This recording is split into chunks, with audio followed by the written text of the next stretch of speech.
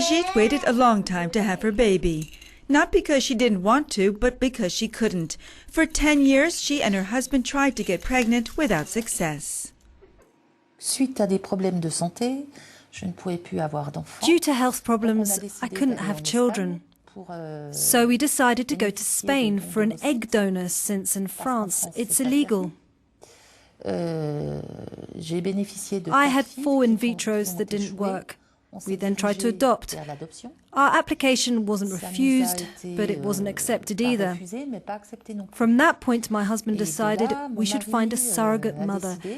We did some research on the internet and went for Ukraine. Donc, avec des recherches sur Internet, on s'est dirigé sur l'Ukraine. The French couple found this Ukrainian website for egg donors and surrogate mothers. Brigitte said the laws were clear, the procedure well run.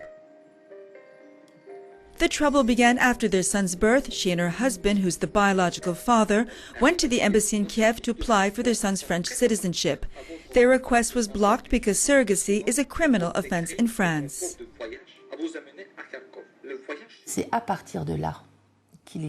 It's from that point that things got difficult because the French embassy, and for me that's France, tried to stop us. For the simple reason that for them, our son wasn't born on French territory, so he wasn't French, even if his father is French.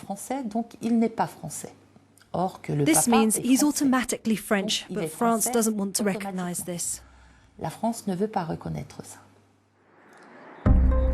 Unable to leave Ukraine with their son, they contacted a lawyer in Paris who threatened to open proceedings against the French embassy. 2 months later, their son was given an exit pass to leave, but others have not been so lucky. In the past 2 years, couples from France and other EU countries have been blocked trying to bring their children home. It's a risk they're willing to take since in most EU countries, surrogacy as well as egg donors are not allowed.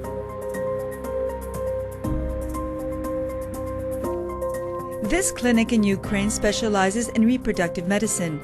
Its claim to fame is that it helped a Swiss woman give birth to twins at the age of 66 years old.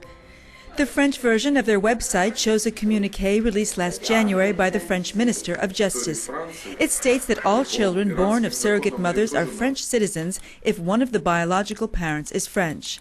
Although this is in fact French law, it's easier in theory than in practice. France is one of the countries where the problem arises for registering the babies as French citizens. To avoid negative fallout for the company, we decided to suspend our work with French couples.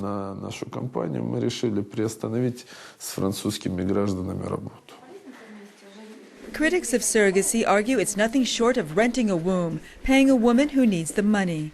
This surrogate mother is 24 years old, unemployed, and has an 8-year-old child. She says it would take her 20 years to earn what she's getting to carry twins for a Ukrainian couple. I don't have any higher education because I had my baby early on. And without education, it's very hard to get a decent job. For me, it's a job. I understand this. I know this is not my child. This clinic has one of the best reputations in reproductive medicine in the world. Clients come from all over, including the United States, where surrogacy is legal but 5 times more expensive. Dr. Vladimir Kotlik is proud to help couples see their dreams come true, and the pictures on his wall attest to his clients' gratitude. But for him, critics who liken surrogacy to renting a womb are far from the truth.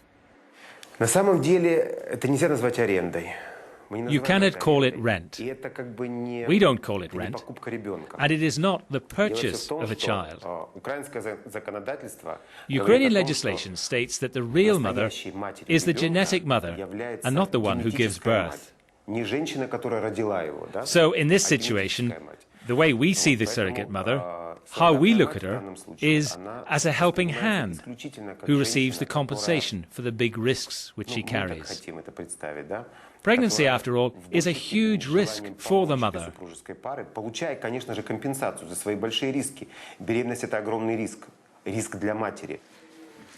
Natasha is carrying twins for an Italian couple. Surrogate mothers earn up to 12,000 euros for each baby they carry. But for her, it's not just about the money. My older sister can't have children. It's medically impossible. The verdict is 100% that she can't. And I would like the people who ask these kind of questions to feel the pain someone else feels when they realize they will never have children. But there are some questions the Ukrainian government can no longer ignore. How to guarantee the rights of children born from surrogate mothers for foreign couples whose countries have forbidden surrogacy. Ekaterina Lukyanova is co-author of a draft legislation to tighten rules on surrogacy in Ukraine. We know that Europe has pretty liberal rules, but even in this liberal Europe, commercial surrogacy is prohibited, and several states simply do not accept these children as their citizens. If you can ensure the rights of the children in your country, then you're welcome here. If you cannot, then I have to ask you, why did you create this child, and where are you taking him?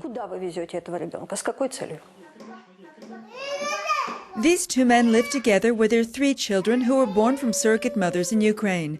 To protect them, this Franco-Belgian couple asked us not to reveal their identity. The twins are Belgian by their biological father. The younger boy is French by his biological father. They said everything went smoothly at the Ukrainian clinic. For them, the culprits are Belgian and French laws, which seem to change when it comes to surrogacy. In Belgium, there is a judicial void. Surrogacy is not forbidden, but it's not authorised either. What is illegal is to pay for an organ or a human body. But the Belgian government, like France, has these internal communiques coming from the Ministry of Foreign Affairs that block all cases when there is any suspicion of a surrogate mother. Then how did you manage to get your children out of Ukraine? Because the children are Ukrainian through their mother, we got a Ukrainian passport and a Schengen visa, and then a tourist visa to leave Ukraine. Right now we're still in discussion with the embassy.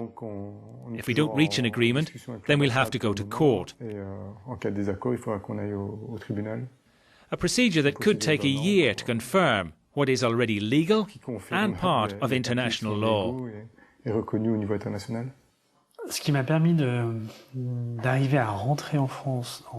What allowed me to return to France with my child and to cross into the Schengen area is, and I think everyone forgets this, is that French law allows me to return when there is an official birth document. I declared my paternal affiliation with my child during the pregnancy in a French town hall in front of a French public official. But the main problem is this judicial propaganda that the French government does outside of its borders, where it tries to impose its way of thinking. France has the right to forbid surrogacy in its country, okay, but if we go abroad, we're not doing anything wrong. Going to a country where surrogacy is legal while at home it's not, paying someone to carry a baby you otherwise would never have, taking a risk that you can't bring your child home. For some, it's the price to pay for the gift of life.